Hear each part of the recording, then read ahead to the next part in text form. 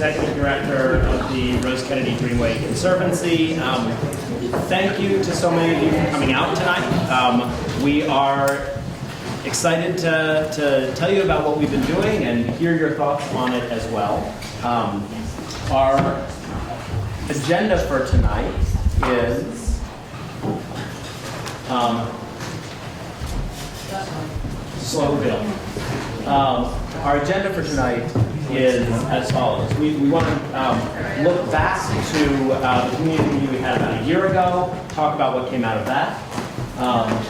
We want to give a little bit of an overview of our planning and our thinking, and then talk about some park infrastructure that needs work, talk about some work we're planning this spring in horticulture. Stu, our superintendent of horticulture, will talk about that, Stu. Then we will introduce Lyndon Miller, who garden designer extraordinaire, who has been working with us to help our thinking about the boxer beds, and then talk to you about some of our thoughts on the benches and park furniture before wrapping up and having some dialogue. With that, last year, just about a year ago, we held a community meeting in the North End, the first of 4 that we held along the communities that are adjacent to the Greenway, and heard a bunch of feedback about things big and small, but that meeting was very focused about the coming season. And some of the things that we did as a result of that discussion, we added the green umbrellas that are under the pergola. There was a lot of talk about shade and a lot of talk about that pergola area.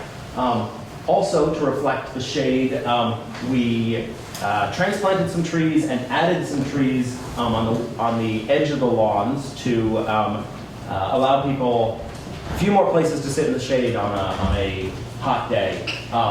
There were bulb plantings, great partnership with the Friends of the North End Parks, and additional bulbs that we put in as well. And then near the fountain we did, and this came not so much out of community requests, but there were repairs that were needed to the granite there. So a lot that came out of that, we really appreciate all of the feedback and all of the input. Next. Tonight we really wanted to look a little further out. So not necessarily this coming season, though we will talk a little bit about horticulture improvements that we're thinking about for this, or planning for this spring. But we wanted to broaden the lens a little bit. And the park has been, we've been managing the park for 5 years and 1 month. Last month was the 5th anniversary of the Conservancy taking operation of the park. And we feel like from that operational experience, as well as many conversations with the community, we've had the chance to really learn a lot. And it's time to step back a little bit and think about, for these 2 North End parks, parcel 8 and 10, what have we learned? What have we heard? What does that imply? And so this is not an exercise in how do we blow up what's there. The park is way too new, and there was a tremendous amount of process and thinking and so on that went into these designs. But what have we learned that can be implemented, not necessarily this coming season, but with some fundraising, what can we implement in the year or 2 ahead?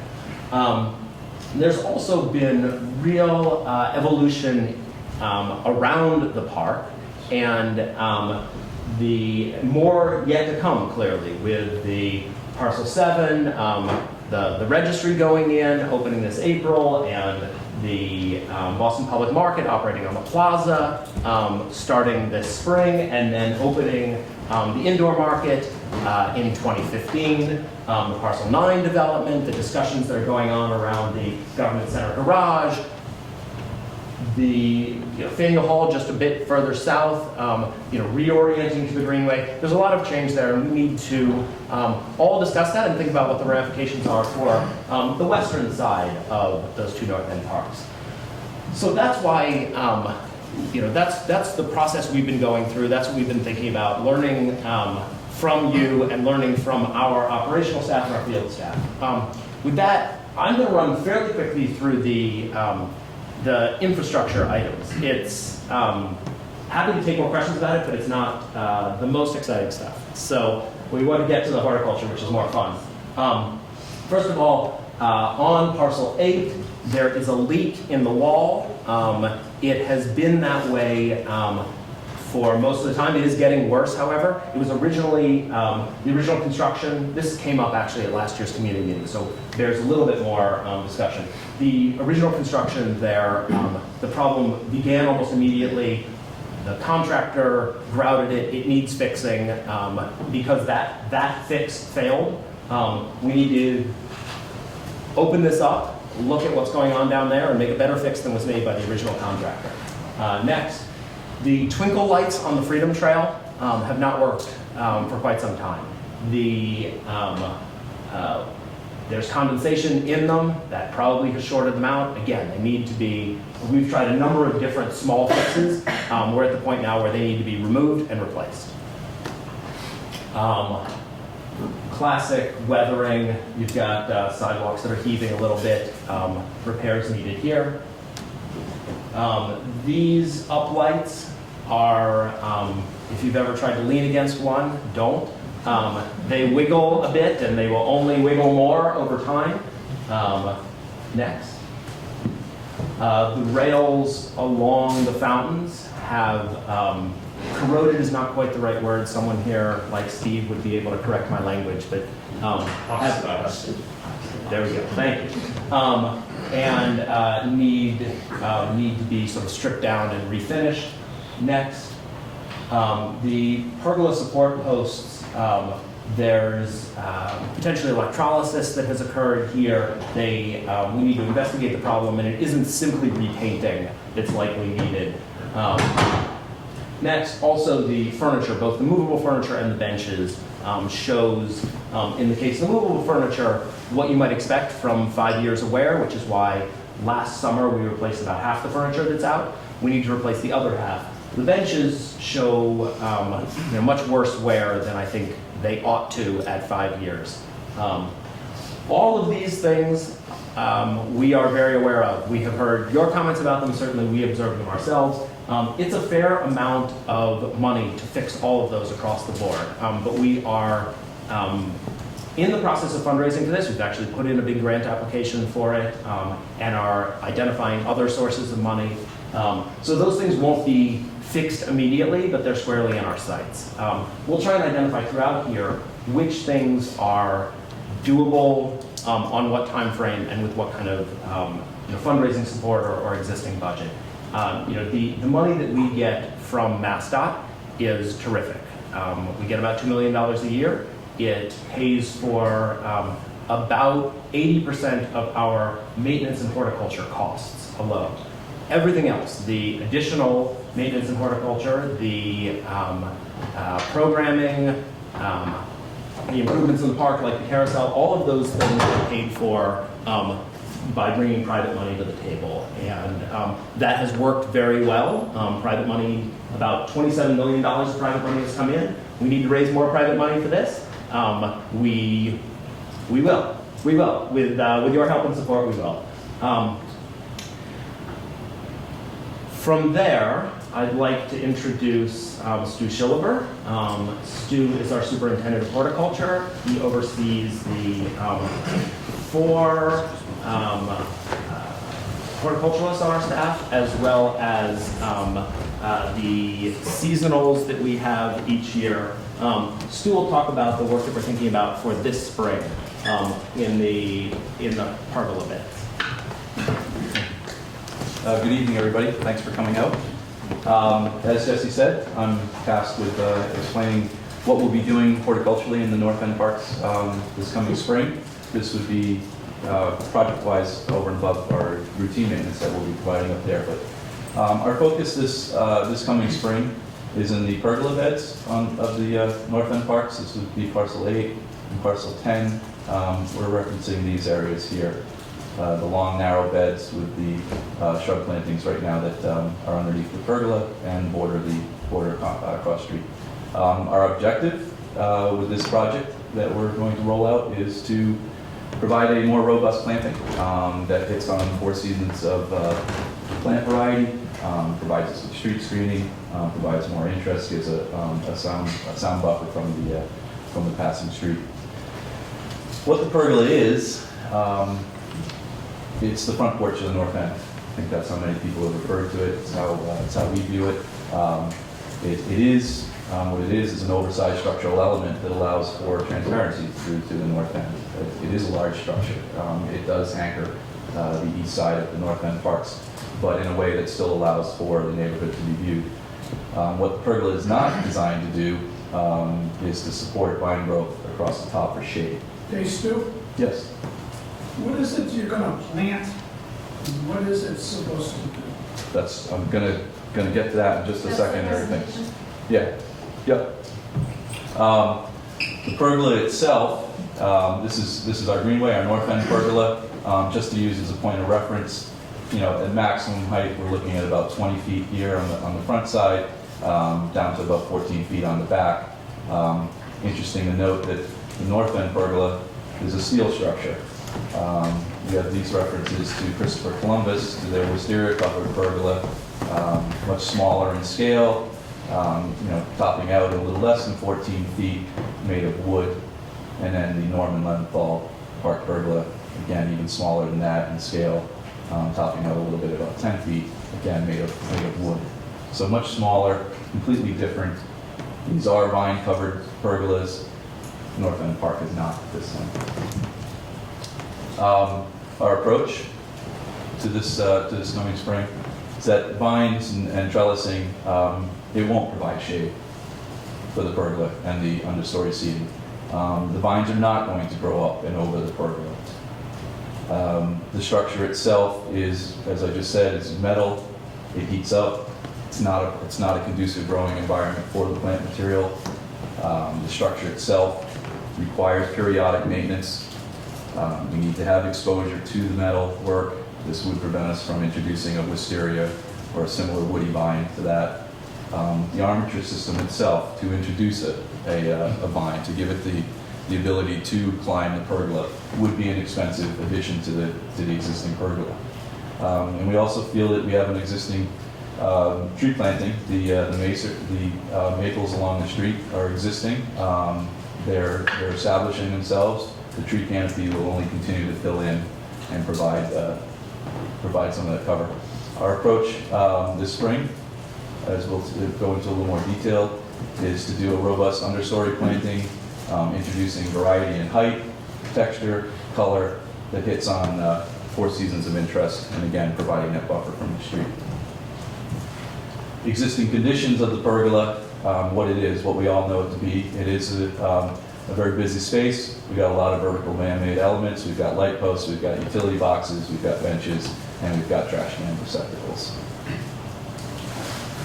Our approach that we're planning on doing would be hitting on 3 important factors. First is that we do recognize that the maple trees are establishing. They are providing a benefit. We're proposing to keep those, and we're also proposing to keep the juniper planting that's growing along the street side. It is holding up to the street traffic, it's holding up to the salt. It's providing a good density in the bed. It covers about half the bed from the street in. So we're recommending that we stay with that.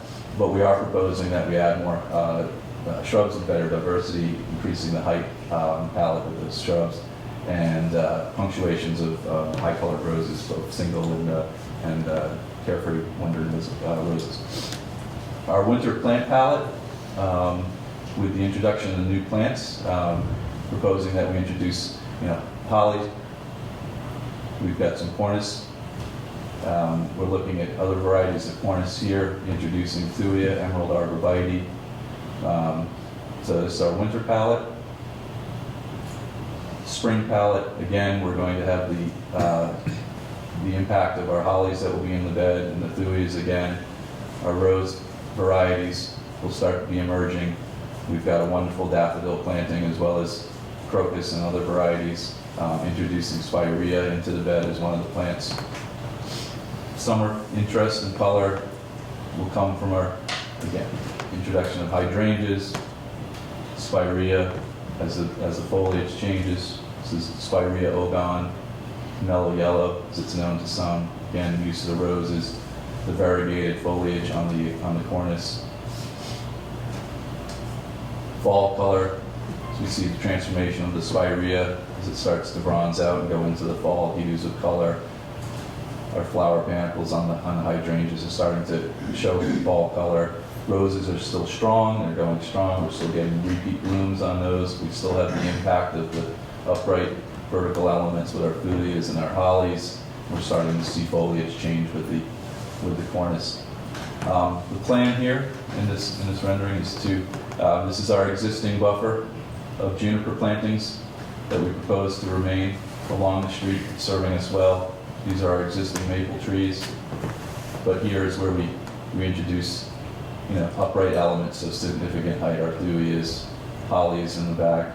We're interspersed with cornice through here, working down into the front where we've got our lower roses, spireas, hydrangeas wrapping through here. Just to give a comparison to pedestrian scale to the planting, this is what we're hoping to achieve. You'll see that with vehicles, we've now tried to screen that out. We still have a good relationship to the street, pedestrian access under and through the pergola area. We're still taking advantage of the furniture, and sight lines are still good and open to the remainder of the park. What we can do this spring, what we budgeted for, what we're planning to do with this is the parcel 10 section of the pergola. This will be a process that has already begun. Just this week, we started to bring in subcontractors, starting to obtain estimates for this work. We'll be reviewing those estimates as they come in. The process, when it actually starts, will be ordering of high-quality plants. They'll be reviewed by the horticulture staff of the Conservancy to make sure that they're of the quality that we want to see go in the ground initially. Then the beds are to be prepared. We've been very successful in the time that the Conservancy has taken care of the Greenway to repurpose as much plant material as we can whenever we can. We've done a fantastic job of transplanting material, reusing it in other locations on the Greenway. We are proposing that we'll reuse the majority of the shrub border that's in there right now. Those will be salvaged. They'll be taken out, moved to other locations on the Greenway. Whenever possible, we're always concerned about the condition of the soil. This is a wonderful opportunity for us to introduce compost and other beneficial amendments. We'll take advantage of that opportunity. And then, of course, there's the plant installation. There'll be some reworking of the existing irrigation to match up to the new plantings that will be going in. And finally, everything will be top dressed with composted mulch. And people will probably be interested to know when I reference that we'll be salvaging plants and everything, all the wonderful bulbs that we do have in the pergola, part of the daffodil planting that many of you in the room have participated in. Those will all be salvaged and they'll be put right back into the bed as they originally were. So we are talking about this area here. This is looking north. This is parcel 8. This is not part of the scope of our project this spring. It's the parcel 10 pergola. Hey, Stu? Yeah. Is there any effort here? It sounds good, but is there any effort to create a canopy utilizing the pergola? Well, that's what we're not recommending at this time for those reasons that I mentioned. We're not going to get the shading from a vine if we could. Introduction of an armature system to get a vine to climb up is very costly for us.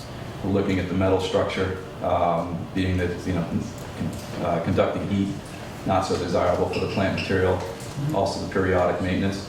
I think we're relying on the trees as they evolve over time, and with proper pruning techniques, we'll try to accommodate their proximity to the pergola and allow them to continue to grow and provide some substance. I think between that and the upright elements of the thulias and the hollies, they're all going to start to grow together, and I think we're going to get some nice screening. Not a canopy per se overhead, as you might be thinking, but certainly some. What do you expect the height?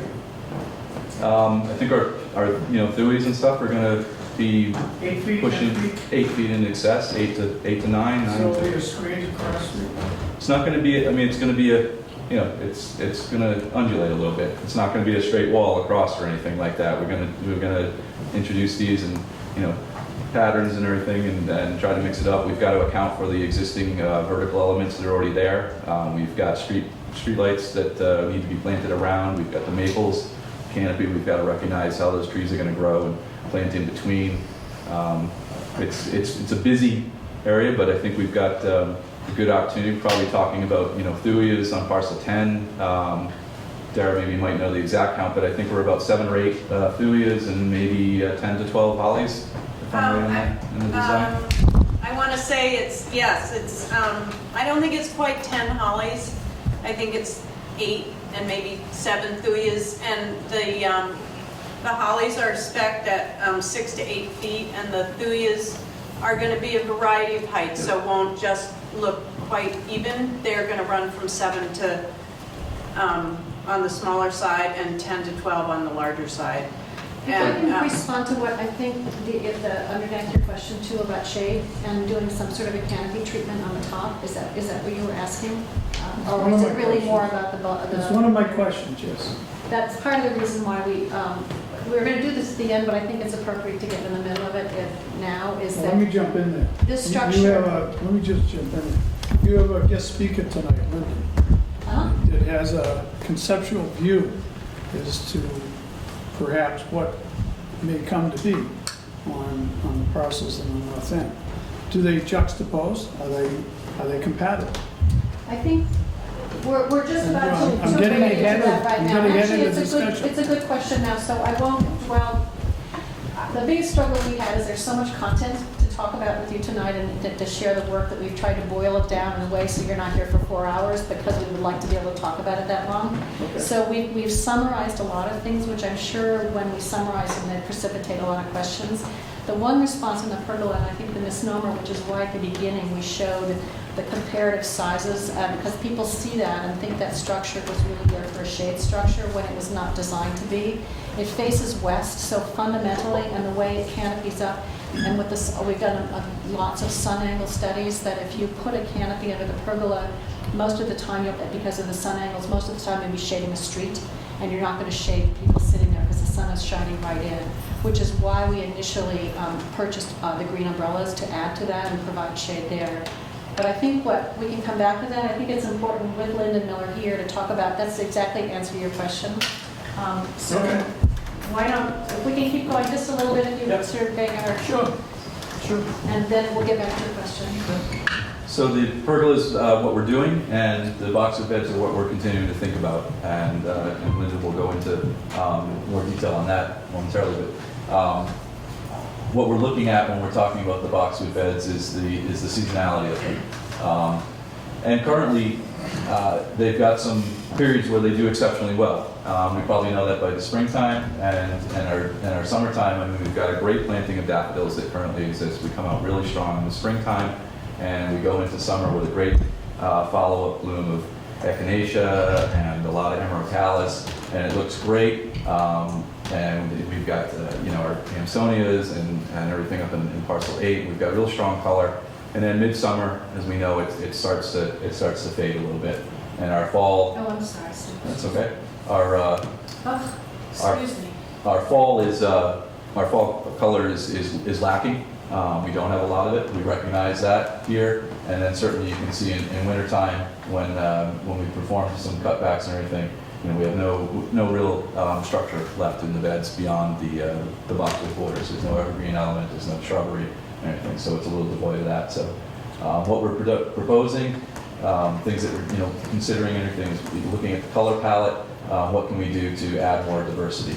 This is parcel 8 that was designed in a cool color planting, a lot of blues and light purples with our Perovskia and iris varieties, Amsonia, lavender, Nepeta, and then we go into parcel 10, and it's a warmer palette where we've got daylily and other things, echinacea, or joe pie and stuff, and it's orangey to reds and warmer colors like that. So we're planning on trying to add more. It's okay, that's fine. I'll go on. We also taking a look at height and texture and trying to suggest that we need more of that. We could do with better variety. It's lacking in many of the beds. The texture here This is just a green mass of vegetation. Once our daily blooms, go by, we've just got a lot of green mass of leaf material. And you can certainly see here by the the boxwood hedge and straight linear line, we don't have a lot of verticality coming up out of there and giving us that interesting height as well.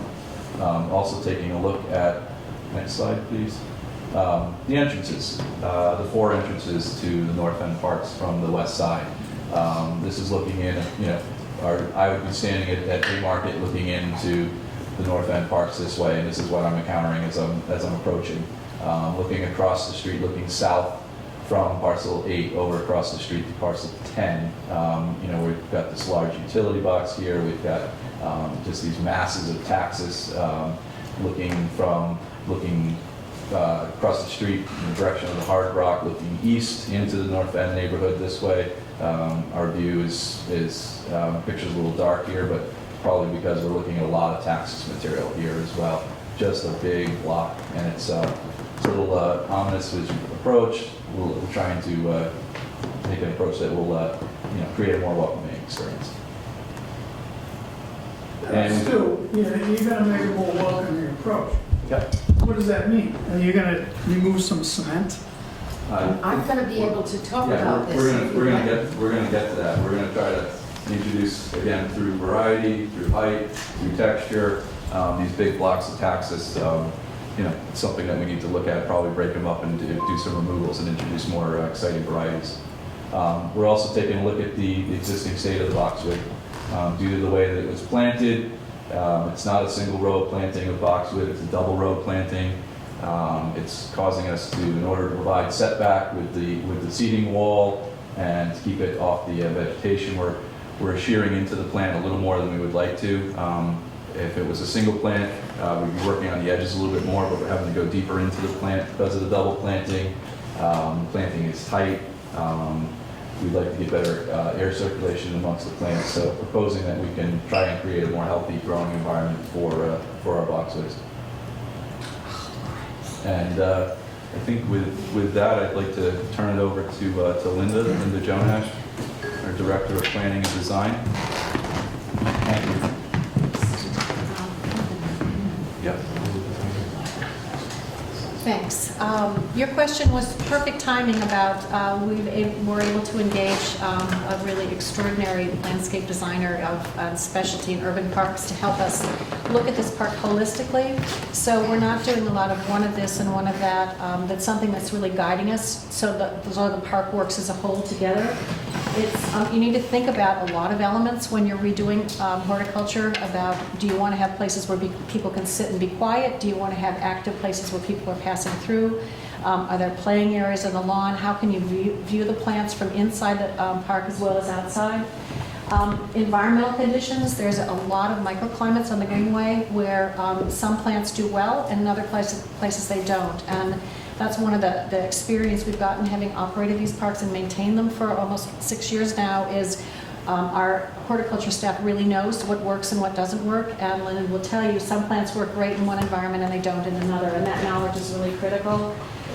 It's a hot sun park, and so the more shade you create, if you're creating shaded beds, it changes the planting palette. It makes it a much quieter understory planting, but it makes it more comfortable for people to sit in shade as opposed to in the hot sun. And so what is the right balance of that? The number of trees, where you put trees, either ornamental trees in beds or are they in the lawn. So what we've been able to do is, with engaging Lyndon, who I'm going to introduce momentarily, is that she's helped advise us both on the immediate replanting of the pergola beds as well as the longer term planning for the boxwood beds, and also thinking about the edge beds, the ones that are very, very green, and how to sort of look at the park holistically so it does hang together. This park is a terrific design. It's got great, what we would call, bones to it. The experience of public horticulture is not as strong as it could be, and so I think that's the message, is that we can really make it better and make a really strong statement. And so with that,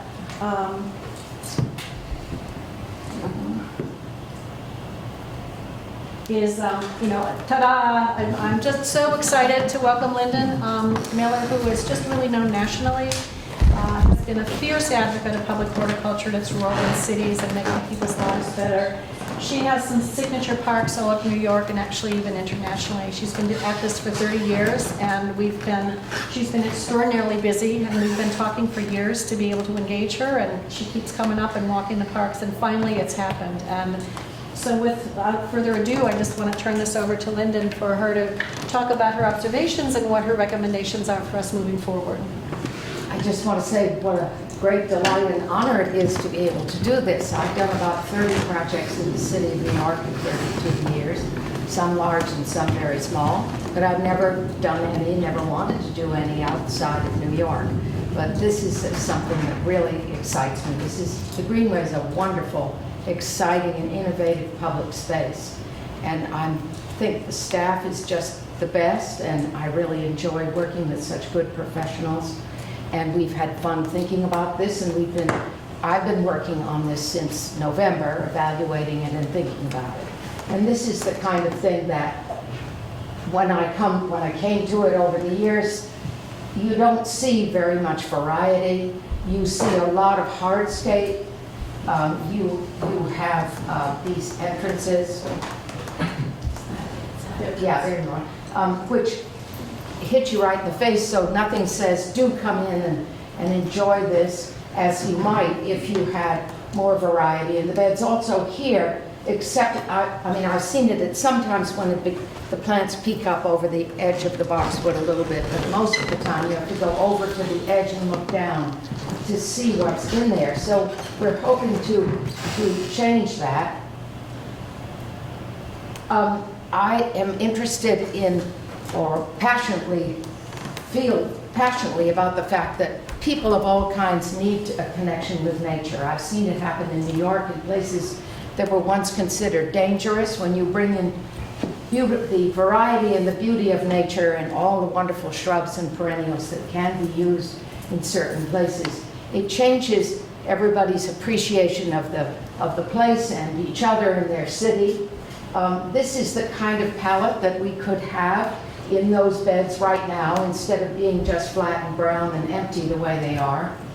There are a number of, we are going to add the vertical evergreens, the thuyas, in those beds. We'd like to, so that they talk to the verticals in the pergola.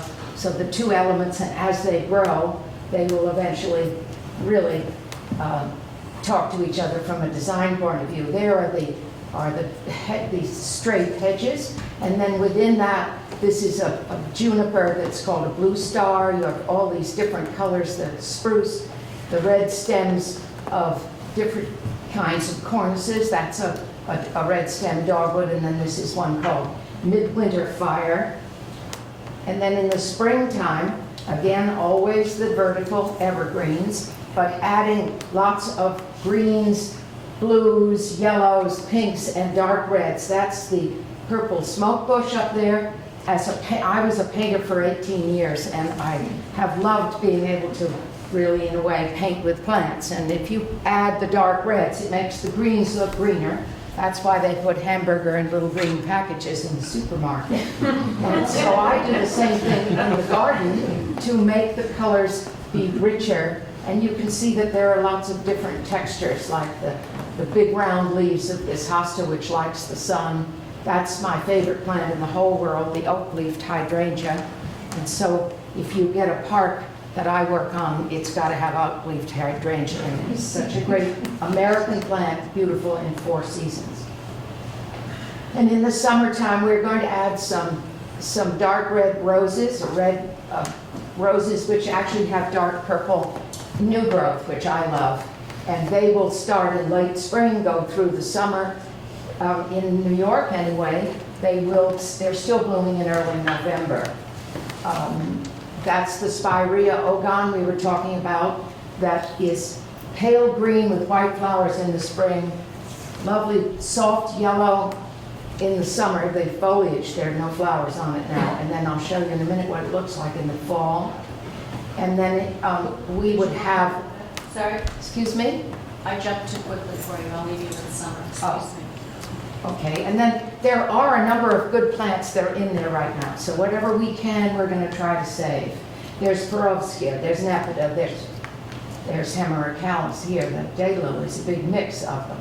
if they're in good condition and the soil around them is good, we're going to try to use them as much as possible. So there's a lot of Borovskia in there, so we would use that. There are a lot of echinacеas in there. But we're going to put them together in different combinations that have to do with the texture and the foliage and the form of the plant itself. Somebody once called gardening the slowest moving of the performing arts. I don't know who that person was, I wish I did. I love that, and that is one of the things we want to, that I love to do and that I would love to be able to do here, is to give people the pleasure of seeing things change throughout the season. That was in bloom when I was here last week, but now look what's here. And so that's about the connection with nature.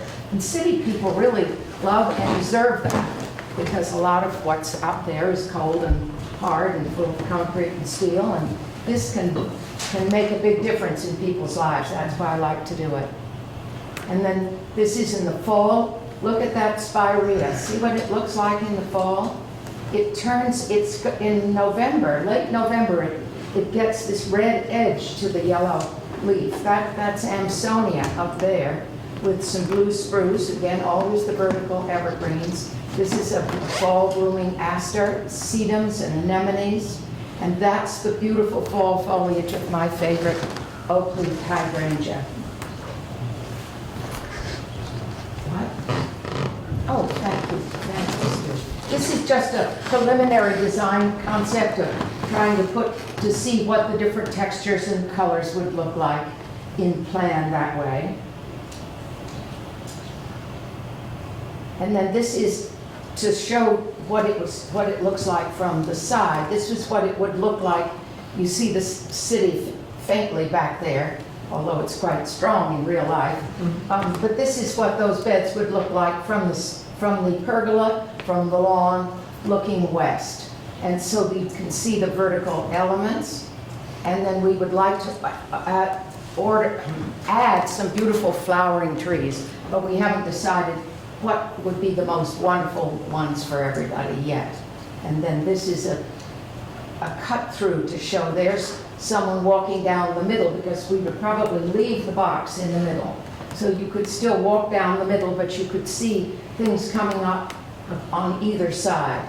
And that is there's the street side on the west with the street trees. And one of the things that I particularly would love to be able to accomplish is what we were talking about before, making welcoming entrances to the park. In each case, there's what it looks like now with those great big huge things of views that we love to take out. And this is in Wagner Park in New York City, where the entrances lead you and urge you to come in, and things spill over the side, and some of the ones are good for sitting, and some of them are just wonderful to let the plants spill over the side. So we would want to uphold the formality of the boxwood beds. That's the original plan, but we'd like to make them more exciting and wonderful for everyone, keeping them as buffers from the busy city surroundings when we can, or when we might, but to create a more welcoming experience and increase the vibrancy and of texture and form and color, a connection with nature, and 4 seasons of interest. Thank you.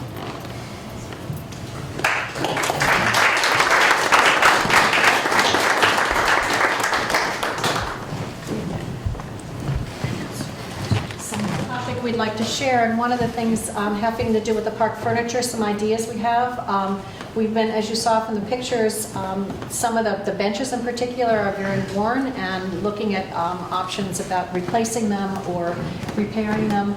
And also what Lyndon did when she first came and was looking at the park, she said, you know, how important the furniture is in a park in terms of the public experience. And you know, are the benches the right ones? Are they in the right place? But you really need to think about them in addition to, and where they sit in the park and what you plant behind them and around them to make them welcoming experiences. And so that's why we're looking at the furniture in addition to the overall park horticulture. So this will be quick, and then we promise we'll have time for questions. Just in general, we have the movable tables and chairs that are out there now. As Jesse said, we replaced about half of them. last year. We would like to replace the remainder of them, adding more Greenway umbrellas to help provide shade. And then we have 32 benches that are out there, all of which are in really poor shape. One kind of idea we've come up with is, wouldn't it be fun to think about this porch, which we call up there, is maybe introducing or replacing a number of the benches with a swing, kind of almost like a glider swing, not a swing in a playground where you're going to be way out in the street, but it would just, it would kind of give a logic to this pergola area and porch, and this is just some examples of what might be. Next. And then this is one, we've just photoshopped in some images of furniture that could be converted and be done as swings. The thought was you probably don't want to have them all swings. Assuming people think that that's a great idea, you probably want to have some stable benches that don't move at all, but look so that they all talk to each other along the edge. But it might be, as opposed to keeping the existing benches, which are hot in the summer because they're solid metal, they're cold in the winter, they hold water, and they are really, really difficult to maintain. And they're expensive if we would have to pull them out and renovate them, that maybe doing something a little bit more exciting, a lot more fun, to introduce swings might be an approach we'd love to sort of talk through with you and see what you think. This is just in terms of just analysis. Before floating this idea, we looked at the structural implications, looked at clearances, looked at what could it be supported and could it still work and have adequate room for people to walk? And the situation is yes. The answer is yes. So this is an idea, and then the other idea in terms of seating is right now there's wood slats, the picture on the right, there's wood seats on top of the seat wall along the path in the middle of the boxwood beds. You see people on the long side of the beds, and they're sitting on a very low seat wall, and it's not particularly comfortable, but one thing you could do is add those wood slatted benches on top of the seat wall at different locations facing the lawn. Raise them slightly so you're at a higher elevation, because right now it's uncomfortable seat height. But this would be another way of thinking about new or different park furniture up there. So it was a lot of information for you to hear at once, and the whole team's here, our whole Hort staff's here, our operations staff, the people who take care of it, Jesse, Lyndon, and I'm sort of reeling around. We'll turn the light on, and then happy to go back on any of these issues and answer your questions. I will say one final thing to conclude, which is, we have this approach is an attempt to reflect what we feel we have heard as priorities. That there was at the last meeting, but over the last 5 years, there's been a focus on what could be done to improve that experience underneath the pergola. And so that's why we added the tables and chairs and umbrellas. That's why we're focused on that as a near-term improvement. It's why we're thinking about the benches there. But also there's been a discussion about the potential for the boxwood beds to be more than they are. And they are good, but they could be great. And so that takes more. It takes bigger change there. It will take some time to implement that because we need to raise the funds because it's a bigger project. But this is an attempt to sort of reflect interest in both sides of the park and the relative priorities we've heard. So with that, why don't we throw it open to any questions, whether they're for me or Lyndon or anybody else? Well, I have three, if I may. The first is sort of an observation to establish and focus language. The statement was the pergola was not designed for vine growth. If that is intended... Horizontal. Sorry, go ahead. If that is intended to be a historical statement, I'd rather focus on that for the moment. I and many others here were here during the preliminary design phase and the final design phase, and I'm sure there was never any intention to design a pergola that was not for vine growth. If that means that because of what you've told us, that the pergola as designed is not appropriate for vine growth, that's something that there may be debate on. But I wanted to make the distinction between the historical statement and the statement of the design style. The next thing I want to ask about is a non-controversial question, information. You and I were at the Boston Public Market meeting the other day, and we were told that the market would be outside on the Greenway Plaza Mondays and Wednesdays, was it?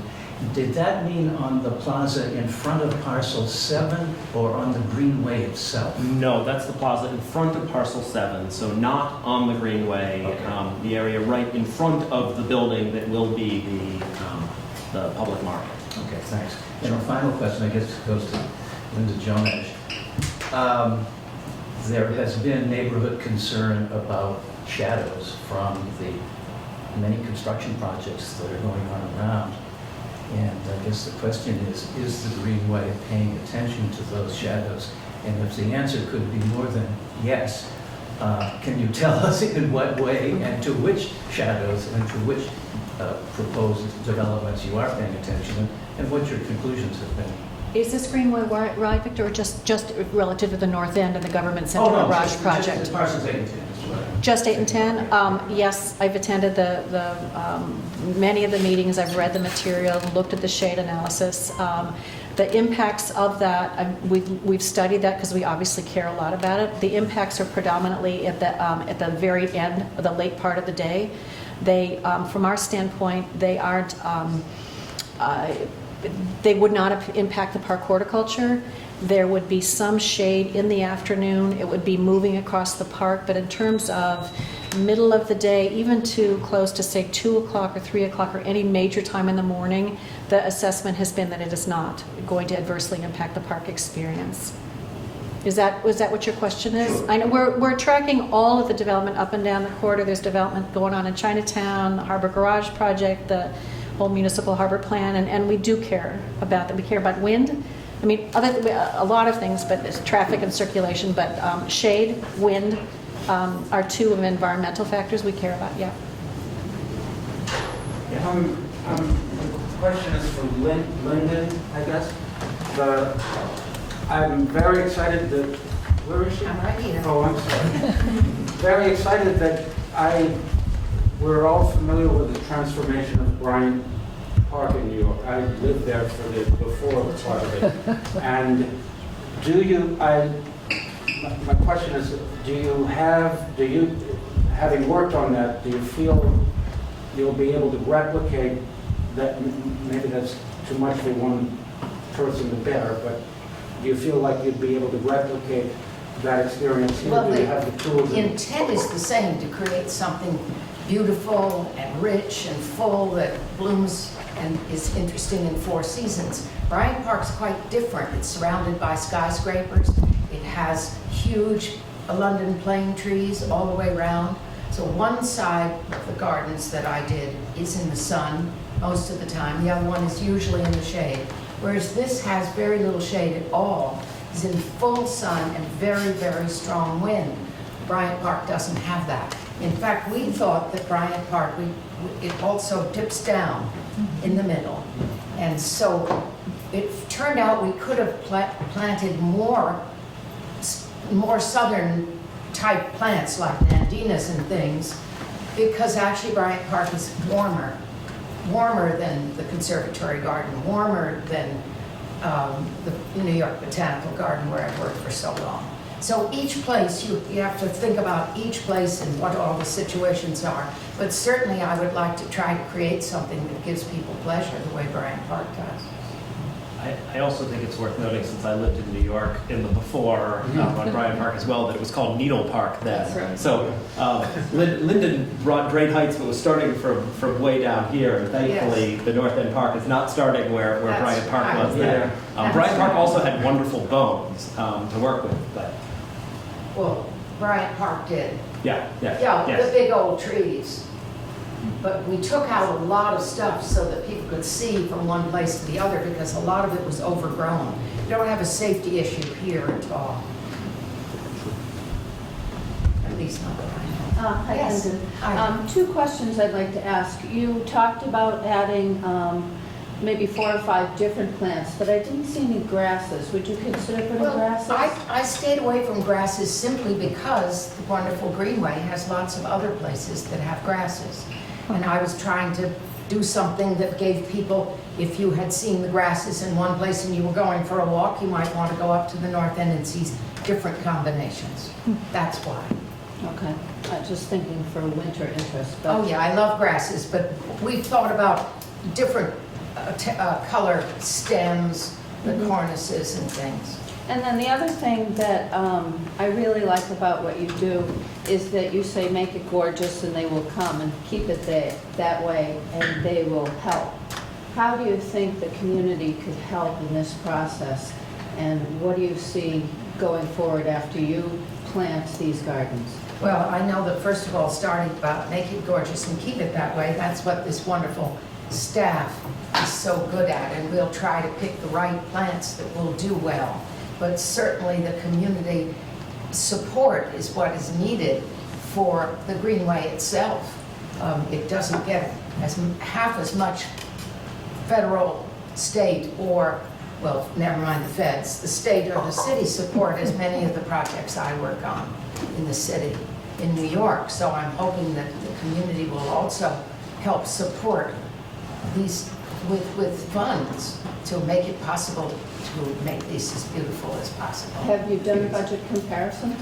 We haven't gotten to budgeting, and that's there.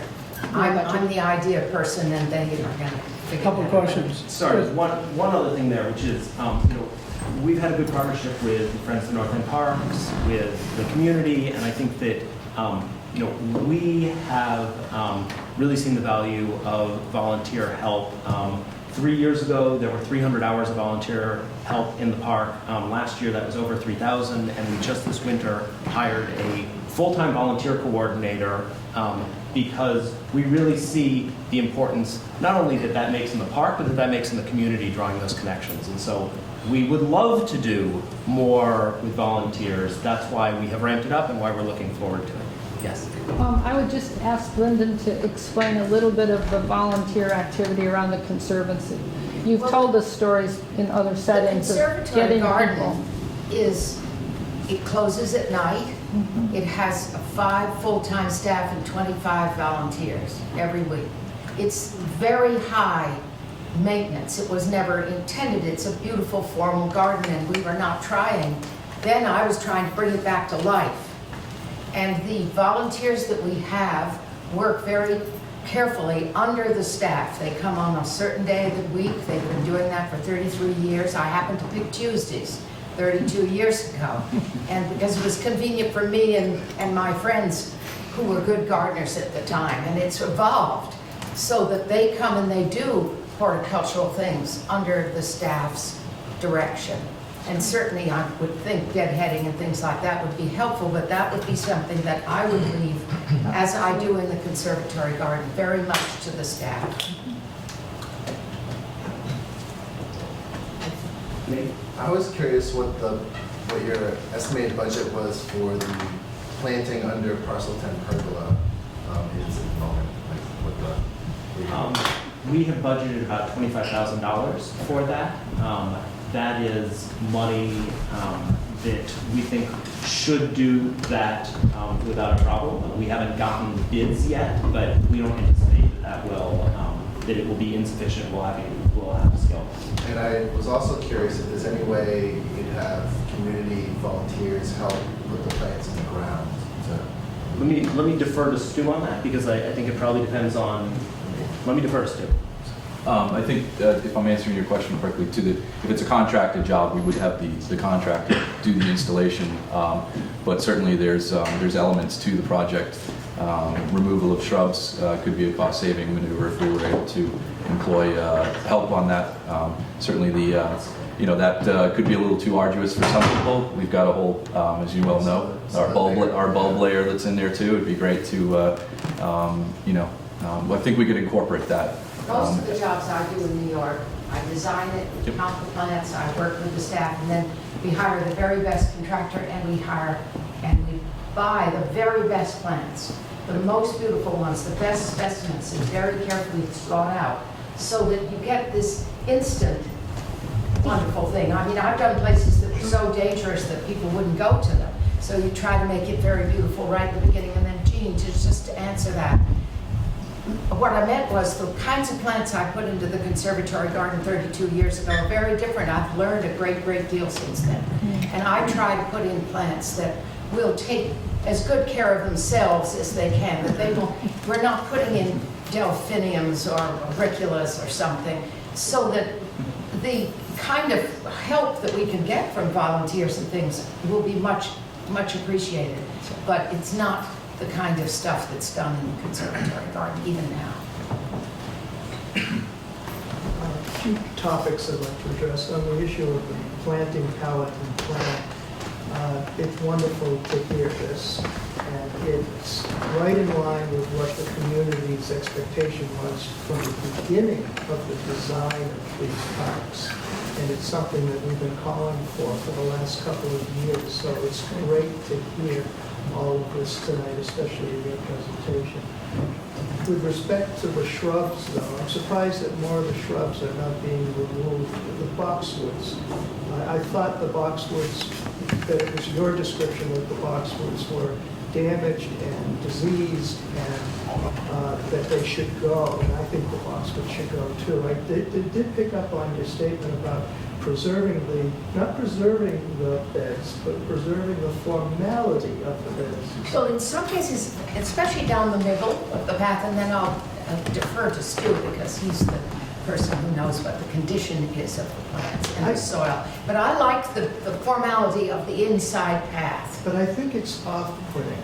I think the boxwoods are really off-putting for people to enjoy these bed areas. And I don't see much activity in those bed areas at all, partly, I think, because of the boxwoods and that they're actually too formal.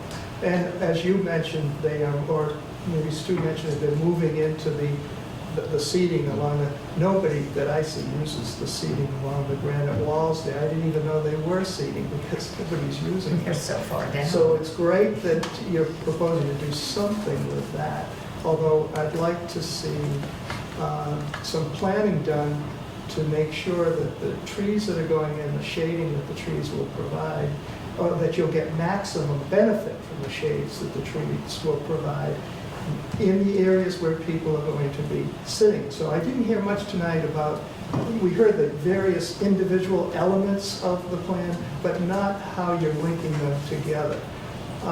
With respect, and the other shrubs I'm concerned about are the ones on the sides. It's just ugly green shrubs on the two ends, and maybe I missed that point tonight if you addressed those.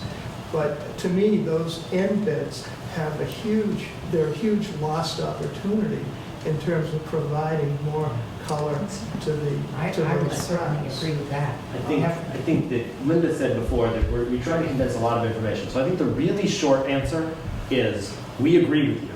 And I think that the somewhat longer answer should come from Stu. Yep. So to your point, the ends, and I'm sorry. The answer. That was good. Teed it up well. I'm sorry if the images didn't capture that, or if we moved through them too quickly. But there definitely was. Our intent here was to focus on some of those entryways, those big blocks of taxus as you're approaching. They're just dark and massive, and they're getting up in size. We'd love to open those up and introduce the same plant palette that Lyndon's proposing for the boxwood beds to have those speak to those little sort of end caps and bookends so on both parcels. The ends along Hanover Street and along parcels down by the end of parcel 6 and all that. Those are actually very, very large areas. And boy, some wonderful things could be done in those areas. On the issue of shade, Victor's question about shade from buildings, I am very concerned about the shadow impacts, especially from the Government Center garage building, but we might even get it from the proposed Boston Garden building. And the issue I have is the timing of the shadow. We're told that the shadow is only going to last maybe an hour, that's all.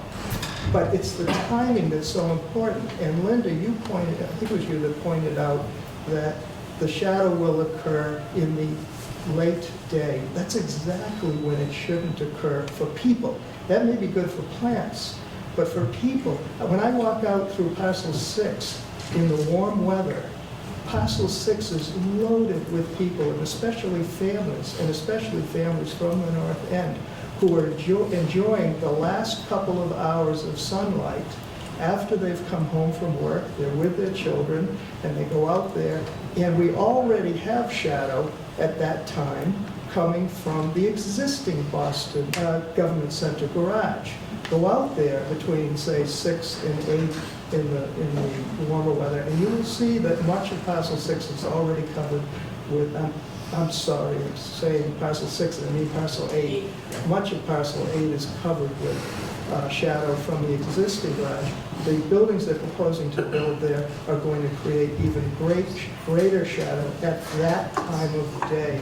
We want to hold on to that remaining light and enjoy that remaining light, and those projects are going to take that light away.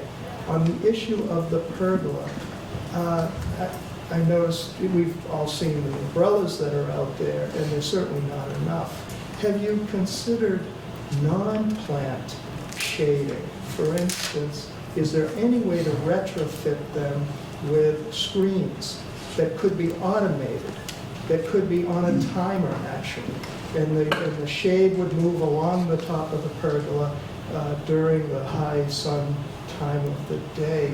If you haven't looked at that, I wish you would, and there may be ways. I realize that what I'm referring to is something that is structurally significant, and it's going to potentially change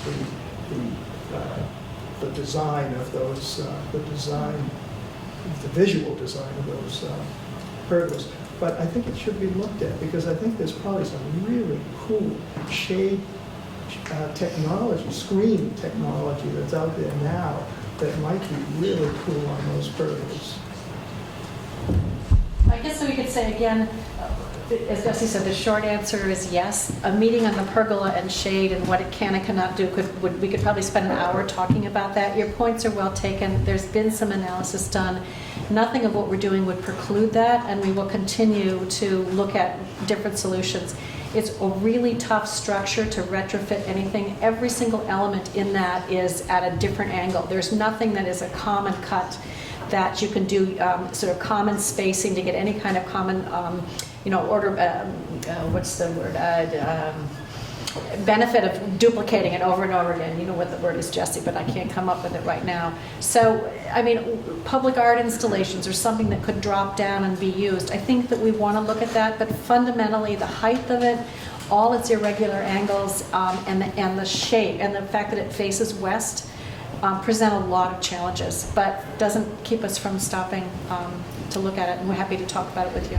And on the shadows, your first point, I mean, I think that this is an ongoing dialogue in the community and with the developer. I mean, VRA's original height, the building's original height, the proposal to lower it continues to change what the impact would be, and I know that there are strong opinions on all sides of this.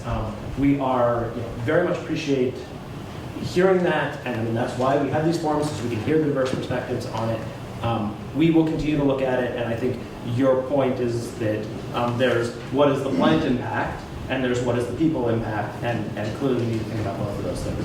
Since we're predominantly focused this evening on talking about horticulture, that was the predominant message is no, the shadowing from those things is not going to have a significant impact, but I think your point is well taken, that the consideration of it needs to go beyond beyond just the plants. Forward.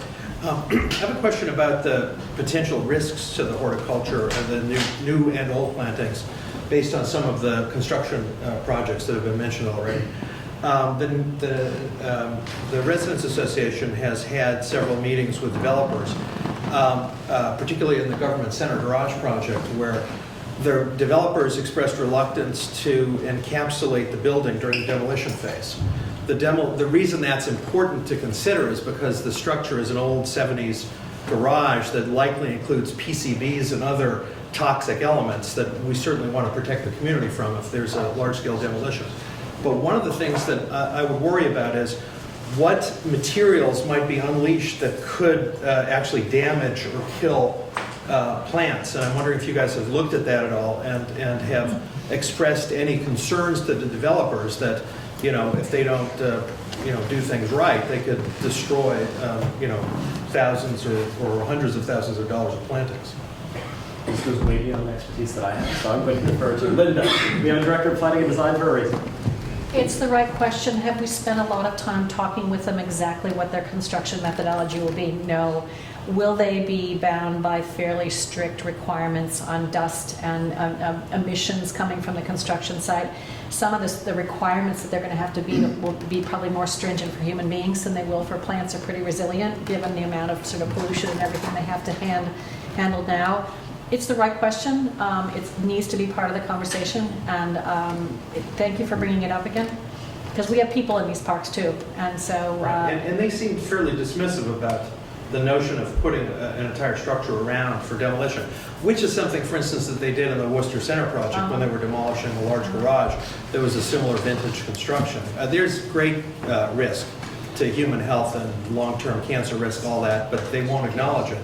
And there may be other risks that I think the community is going to have to explore. We'll track it. I know our guys we're talking to, there's construction right beside Chinatown Park right now, really abutting the park right on it as opposed to across the street. And we're working as closely as we can with the construction company to keep track of what's happening. Yeah, Linda, I just had, certainly the Danny Dock building that was demolished, they didn't encapsulate it. This is in Chinatown Park. But they did work with the city on keeping the moisture levels, to keep the dust down and contain. They go through ahead of time and remove any of the materials, and that building had known issues, asbestos and other things that certainly they worked inside under negative pressure to draw those elements together and get them out for their workers before they took it down. But I was very surprised that was an open demolition. That close to streets, park. One of the things we learned there that I want to work with Linda and the city on going forward for any other construction next to the Greenway is throughout construction. They were in there with fireproofing materials, blowing that in the beams, and on a windy day it came out into the park. And that was all throughout the horticulture that we were running around trying to get that out and getting their workers to come out and deal with it. So it doesn't go away just when the demolition is gone. That's a problem we're going to have to work with throughout the construction. We should not allow them to start demolition until they've come to the community and explained the demolition plan and all of the safeguards that they will implement, and we have an opportunity to be a part of that. Otherwise, we can't trust that anything is going to be done to protect us. Oh, I have a thing. Just to this very, Sean. One, I'd like to we've talked about it before, and I just want to I don't want to harp on it, but I think the notion of the volunteerism is great. I think that the more, whether it's school-age kids or the urban gardeners in the neighborhood, would look forward to helping. I know it's been difficult to schedule those events on weekends as opposed to your typical days, which I think are on Wednesdays in the North End. If there's the ability weekends coming to do that, I know that's a challenge for your staff working through the week or the weekend. That's part of why we wanted to make that dedicated hire. I think Absolutely. the more that the neighborhood, we love the space, don't get me wrong, but take some ownership of that, I think you'll have more eyes on the park and it'll be better for everybody. It's right now, we kind of walk through it and you notice things, but it doesn't feel like ours. Not that we're trying to take it, but I think the more you get that volunteerism is going to go a long way to help. Let's do 3 or 4. We're rolling out some new ideas this year with volunteerism with Keelan Purcell is our new volunteer coordinator. We're doing some fun ideas. We've heard about weekend things. We're rolling out more Saturdays. We've got about 4 of them on the calendar for this year. In addition to National Public Lands Day, which is the big one in September. We're doing some fun stuff. We're doing a thing, a little play on words called Brush Hour. To come out and skip rush hour and come out and volunteer on the Greenway for brush hour. It's going to be kind of a twilight, 4:30 to 6:30. We're going to play around with those a couple times. We've got a few of those on the calendar. Definitely trying to engage school groups of all ages to bring them in. The corporate groups are working and stuff, but we're having fun with it. We're getting great response. Keelan's really trying to ramp this up. Staying within our bandwidth for right now as we can, but I think some good testing the waters with some ideas. Lyndon wanted to. One thing that we had great success with in Bryant Park and in the Conservatory Garden and many other places I worked. In Bryant Park, everybody said, it's a terrible place, it'll never work, it's horrible, you can't do this. And then when it happened, people were pleased. And so what we did was we started doing tours every once in a while for people, tell you what plant that is, and some of the nurseries around where we worked with people so they could say, oh, we'd like that, could we have that in our garden? And we'd tell them all about it. So people, I found, for the first year or two, people loved having tours, and in the conservatory garden we still do. That's a way to incorporate people, to make them feel involved. 10 people to one horticultural staff type of ratio. And do you They're on our website. We're doing 3 during the year, May, in June, and in September again, led by hort staff members and everything. So I encourage you folks to come and sign up for one and join in. They'd be great. Some broader arts back here with the dates on them. The bookmarks that are on the table, those are sort of our individual volunteer dates that we have up and down the Greenway. They don't capture the Saturday events and things like that, but those are our sort of regular Wednesdays with a couple of deviations due to holidays and stuff with the Tuesday date or something. But those are a walk-in type of volunteer project. You go onto our website or you contact Keelan by phone, and you can sign up or even show up day of. We don't mind. We will get your name on a sign-in sheet and give you something fun to do or anything. So I encourage everybody to take one and share them with somebody else. So what do you think about the notion of substituting swings off the pergola for some of the benches? How do people feel about that? Before we get there, I have a question. You had a budget of 25 grand that's going to kick in to get a lot of this done. When does it start? The growing season will begin soon. That's question one. Why don't we I got a couple of questions. That's question one. 25 grand was a budget item that kicks things into motion in and around the North End parks. The second question goes to Lyndon. With all due respect, you've got 5 full-time staffers and 25 volunteer workers pulling off Bryant Park. No, the conservatory garden. The conservatory? The conservatory garden in Central Park. It's 6 acres of gardens and plants. And they have, that qualifies it. It's 6 acres of botanical gardens, if you will. Yeah. And it has 5 full-time staffers and 25 volunteers? Okay, hold that thought. Goes back to the budget. When does it kick into motion? What is it going to accomplish to the parcel 7 and 8 of the North End parks? All right, that's question one, and you can be loose with your answer. There's new legislation moving forward that wants to cover parcel 12. All right, I think that should be up for some sort of acknowledgement of discussion tonight, right? If you would like to just Sure. So to the that. first one, the 25,000 is money for the southern of the 2 North End parks, parcel 10, the pergola bed. That will accomplish all of that. That will be accomplished this spring, starting in April, May, and completing by June. For everything else that we talked about tonight, whether that's infrastructure fixes or fixing benches or switching them to swings or the boxwood beds, all of that requires fundraising and looks further out. We will fundraise as fast as we can. It is dependent upon all that. Can I just add too, and one of the things we've learned with fundraising is the first thing funders ask is, does the community support what you're doing? And have you talked to them before, which is why we want to start Just here. to get into that fundraising activity, a really quick question.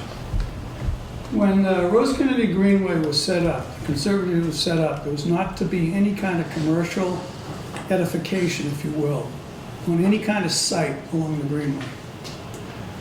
Now we have a highly successful carousel.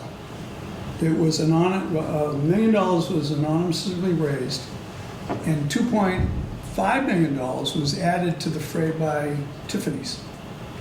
Does that go into the context, or does that fight the context of no commercialization? So it was about $2 million raised from a woman not anonymous, Amelie Koss, wonderful philanthropist. We love her. We were happy to honor her there. There was $1.5 million from the Tiffany and Company Foundation. It is true that it is a carousel. I suppose that there's a way to think of that as a commercial use. I think most people consider it to be Well, it's a been wonderful branded, use. not to jump around, it's been branded the Tiffany Carousel. So it kind of, it goes against the integrity of the initial setup of the escrow account. I very much appreciate your Not perspective on argument. this. It's I not think argument. that the majority, the perspective that we have generally heard is that people love that carousel. And that people loved before that the rental carousel that was there, and that parks that cost Moving tens, forward. I'm sorry, just one second. No. Moving forward, you want to raise money. So that begs the question. Are you moving down the road of commercialization on certain aspects of it? I mean, you've got the Armenian kiosk, and you've got the Harbor kiosk. You've got segments of the Greenway that are basically proprietary to nonprofit organizations. The Armenian one, the Boston Harbor Greenway, the Boston Harbor Pavilion. And then you've got the carousel, which, it's exquisite, and the artwork is exquisite. I don't want to belabor that. And it came with the largesse of a personal donor. But you also went out and found a commercial donor. So as we move forward to remake the Greenway. I want to make sure there is a dialogue. And There's a question there. No, I understand. If you look at parks that are built to this level and this standard throughout the country, and you look at the philanthropy that is necessary to support those parks, Millennium Park, the High Line, etc., what you find is that in order to attract major donors, you typically need to offer naming opportunities. We will absolutely do that in the most tasteful way possible, but it will need to occur. It will continue to be a dialogue, but that if we want a world-class park, as we were promised, and it is going to be done through a public-private partnership, it will be done in partnership with the private sector. And if we can find people like Amelie Koss, who will give that money and do not want significant recognition, wonderful. To somebody in this room, I'll take the check right out. But it is also the case that major donations occur at museums, at educational institutions. This is a public park. It will remain a public park. The Armenian Heritage Park, the Carousel, the Harbor Island Pavilion, those are all wonderful public amenities. And I do want to make sure, because this feels like it goes a little bit further afield, that we come back to the topics more at hand. Though if others would like to No, explore that's this more, fine. I happy to talk about it. apologize. Bring it back to the North End parks. When it's going to kick off, when the renovation's going to come, what's the cost of the And renovation? I think we just covered that. Are We did. there others that have questions? Yes. I'd like to bring it back, since this is being videoed and it's being preserved for posterity. The Armenian Heritage Foundation is a charitable nonprofit corporation. Absolutely, it sells nothing. Without a doubt. I mean, I think that there are.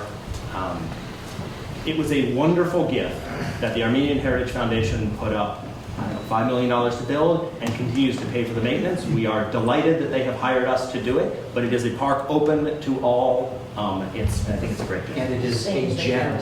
Yeah. When's the sculpture coming back? The sculpture, Steve, you know the date? Hopefully March 23rd, Sunday morning, very early in the morning. If the weather impacts, it'll be the following Sunday. It will not typically be gone over the winter. There were repairs that needed to be done. So this winter is sort of an aberration. It typically will be out there through the winter. Thank you. Jesse, you know that I attend board meetings, your board meetings. And one thing I want to say is to people like Ken and anyone else who has issues to raise with respect to the operations of the Greenway Conservancy, please attend these board meetings. I wish Absolutely. more North End residents, more of my neighbors would attend those meetings. The And board, just to clarify, the they are board all needs public, to and they hear. are all on our website. And Matt is always posting agendas, and we don't get very many attendees. Thank you for coming regularly. Happy to have more people there. Please get your agendas out earlier, though. The meetings are typically on Tuesdays, the agendas typically come out Thursdays. We will try and get them out yet earlier than that. An issue that I have raised a number of times at the board meetings, and I'm going to continue to raise it, is there's the concept of a pocket park, and I think pocket parks are neat. You're in the urban environment, and all of a sudden you escape to this kind of isolated but wonderful paradise. The Greenway is not really a pocket park, it's a linear park, but in many respects you're treating it like a pocket park. I think the Greenway won't see its true ultimate optimum benefit unless and until it's connected to the communities along it. And I'm wondering, Linda, did you look to see what the boundaries of the Greenway are? And how can we make better horticultural connections or green connections?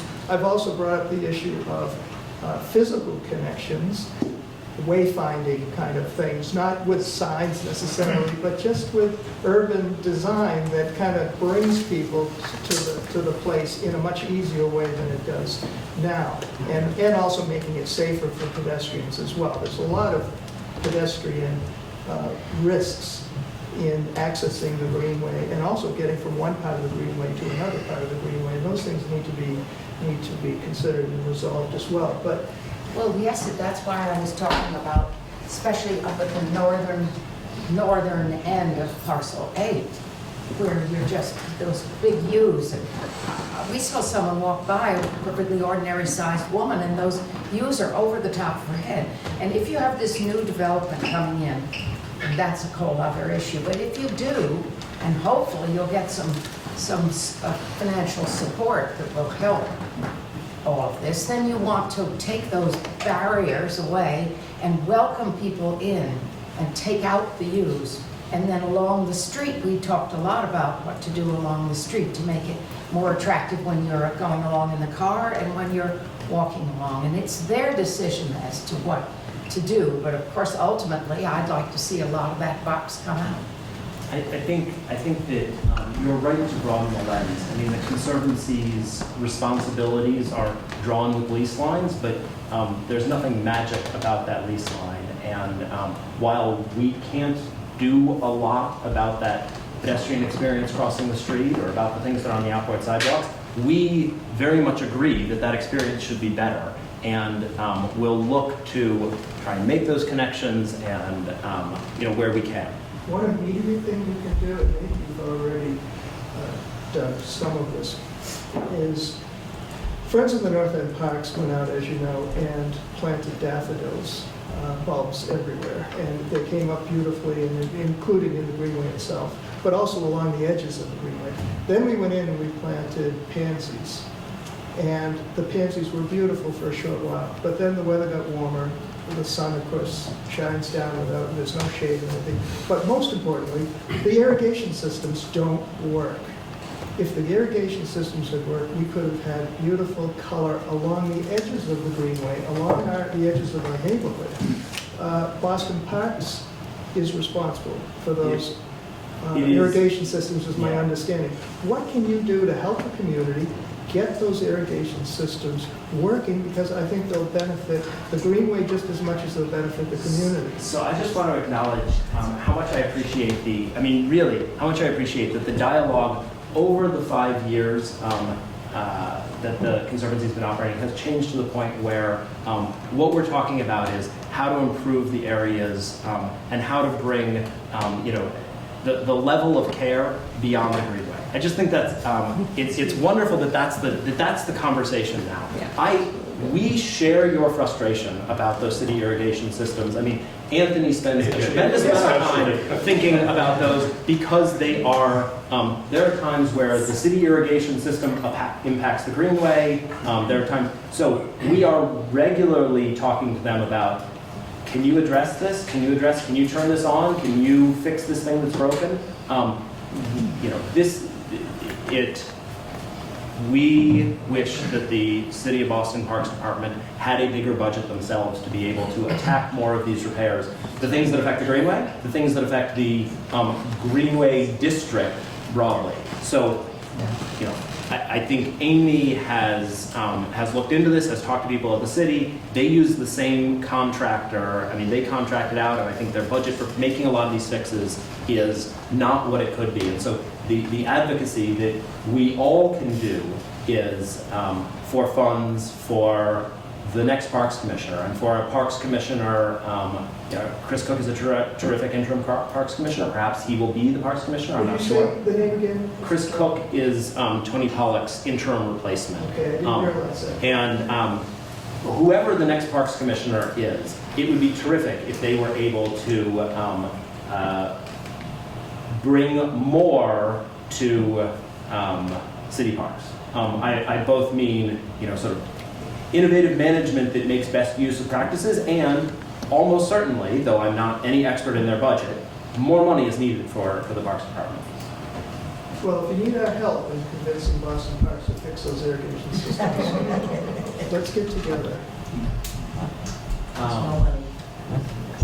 There's money. There's always money. Don't tell me there's no money. I can list tonight a gazillion things that the state and the city are putting enormous amounts of money in with questionable benefits. So just to do the same thing again, just to bring it back a little bit, I'm conscious of the fact that we are over the time that we talked about. If people, we can stick around. I want to release some of our staff. Many of them are here, and it's a late night, and particularly our field staff starts at 7 in the morning. So if there are people in the audience that would like to go because we're past 8, or there are staff that want to go because we're past 8, that's great. I'm also happy to stick around and continue the discussion. Can I just say to Dave's point about attending board meetings, if you can't attend a board meeting, my name's Robin Reed. I live in the neighborhood. I attended the NURA meetings because I am a board member on the Conservancy as a NURA representative, and there's also a NUNIC representative. His name is John Craigman. You can always speak to either of us, and we will bring your concerns or questions to the board. I'd also like to recommend maybe you change the time from Tuesday mornings. Very few people can attend a Tuesday meeting, or change the times, even on your Tuesday nights, because They are in fact all now Tuesday nights, 5:30 I think is the start. But the attendance didn't increase, so No, maybe you have to play with that. When we switched it from morning to night and the attendance didn't increase, our conclusion from that was that it wasn't about the time of day. I think a lot of people, even if they're not working, have things that they're doing almost any time. And I would love it if more people attended our board meetings. Please come. The reality is, they're not that exciting. This is actually a much more interesting meeting. We don't usually have Lyndon there for it. So come.